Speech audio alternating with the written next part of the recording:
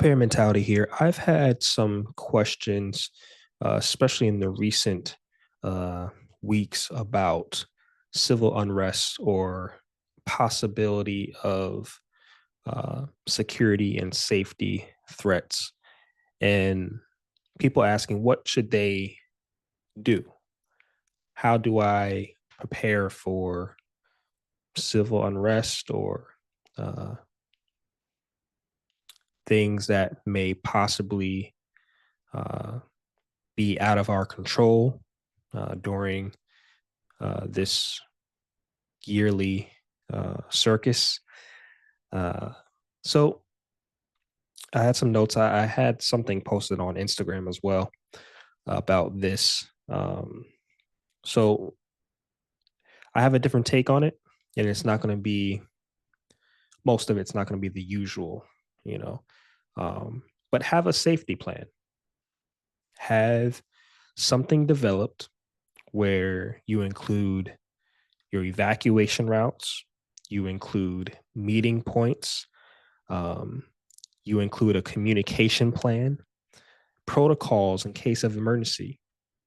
And in this safety plan, you are thinking about everyone in your family, everyone that you live with, all of the different areas that you would need to prepare you and your family for, whether that be a personalized first aid kit, whether that be special clothing for your children, whether that be certain dietary foods for, an elderly individual in your family. Think about what every person would need in a safety plan,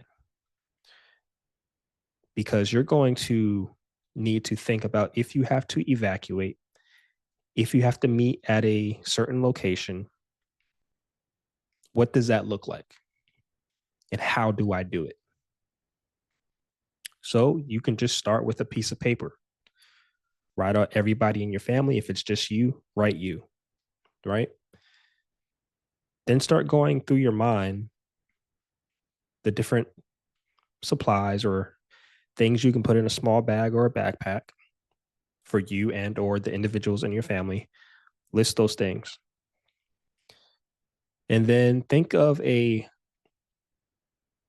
safe, possibly secondary location that you can go to other than your home. I would put at least three different locations that you can drive to, um, or at least travel to in normal circumstances, and create a communication plan with your family, and a meeting location plan in case you can't make it back home. Where do we meet in case the wife's at work, the kids are at school, the other person's at the store? We're spread apart. Find a central location, meet there. What's the secondary location? Have two locations to meet. If one is compromised, use the second one, possibly a third one if you can develop that. What are the protocols? What do I need to think about when a road is blocked? What are alternative routes to get to where I need to go? And this takes time. This takes advance planning. This takes learning directions and learning the roads and your environment, learning where you are. But it's going to benefit you in the long run. I would hope that most people would stay home, and that would be the safest place for you is home. But if that's compromised, what's the plan? Uh, Number two, stay informed. Staying informed on current events, uh, whether that's political, social, economics, financial, um, industrial. Stay informed in those areas. Stay informed in your local area. What's going on in your city? What's going on in your county? know the politics, know what the concerns are and the neglects of your county. I would believe most counties have a Facebook page or a Facebook group that you can join, and people express their concerns on there a lot of times. Um, at least I know mine does. So you can find these groups in your county, and or watch the live streams if your county live streams the board meetings and uh, all the meetings they have down at the court, or the school board. But just know that information. It's basically for your situational awareness, if anything else. Speaking of situational awareness, yes, the Eye of Clarity, the keys to effective situational awareness, is on Amazon. This will get you started of what you need to do in most situations, as far as your mentality, how you should structure your mindset, what you should be thinking of during an emergency and for your safety. But again, stay informed of your local area. Um, Thirdly, we want to be as non confrontational as possible. Now, this doesn't mean we are weak. This doesn't mean we're not going to fight to survive. This doesn't mean we're pushovers. This doesn't mean that you can disrespect us. All this means is that we are humble and peaceful and want to come to some type of non-violent conflict resolution. That's it. Now, if you have to, the wolf, the lion, the dragon comes out, right? Whatever animal you prefer. But we want to be non-violent and have no conflict, especially during emergencies and disasters. Uh, and people will have their views about this. Oh, you should fight. Oh, you should stick up for yourself. Oh, you should. Not in these circumstances. If the world around you is falling apart and you don't have the normal infrastructure, meaning 911, police, ambulances, hospitals are running smoothly to get the proper care or attention or the safety that you need, you don't want conflict. That's the last thing you want. Um, I can go back to one of my favorite movies with Denzel Washington, The Book of Eli, when he was on that hill top and he was looking down at the road and there was bikers going towards, I guess, a couple in the street. And he was saying to himself, you know, this is none of your business. This is not my fight. This is not my concern. This is not my concern. That's the mindset we should be in until we absolutely have to do something about it, right? And or it compromises ourselves or our families and their safety. Nonviolent conflicts is the best scenario you can be in, because it only takes one bad thing to happen. It only takes one bad move, one bad decision for you or someone you love to get injured and hurt. We don't want that. Lastly, on this list of mine, is mental health. Now, I know a lot of people are dealing with stress, anxieties, anger, frustrations, sadness, loss of hope.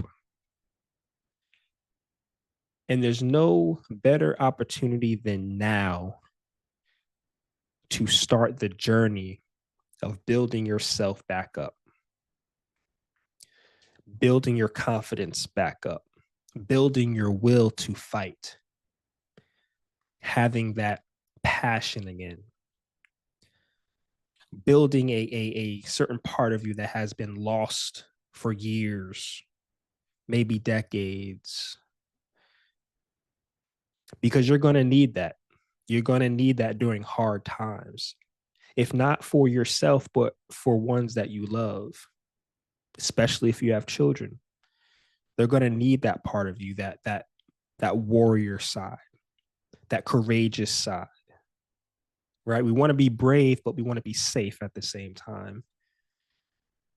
You know, my wife always says, "Don't be a hero," and I get it. Um, we don't want to do too much or put ourselves in compromising circumstances, but we still want to have that drive and that know-with-all about us, that keeps us pushing, keeps us moving, keeps us focused. And our mental health is going to be very important during these times. Take the steps to maintain your family's mental health and their emotional well-being, because it is an emotional roller coaster when it's uncertain times and it's not normal times. Everything that they knew could vanish. Everything that they thought the world was could be gone. The people they thought cared for them or they once talked to could turn, right? So your whole world's flipped upside down in this unrest, in this disaster, in this emergency scenario. Things change. And so you have to be ready for the mental state, for yourself, for your family, and other people's mental state, right? There's going to be a lot of things that people aren't going to be able to fulfill the necessary needs of their daily life, right? Medications, certain dietary needs. If the electrical system goes down, right? Certain things that people are addicted to, that's going to change their mental capacity. And it's going to become a lot more high stressed environment, a lot more dangerous environment. And you need to realize this. These are not normal circumstances. Civil unrest is not fun.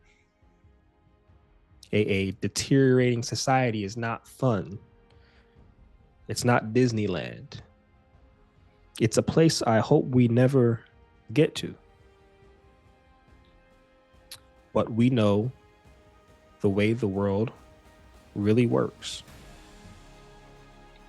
And there's no greater time than now to start preparing your mind for these measures. That's all I have on this topic for now.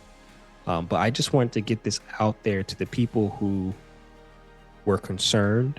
I hope this gives you a little bit more stability that you can hold on to and kind of implement for your own life, for you and your family.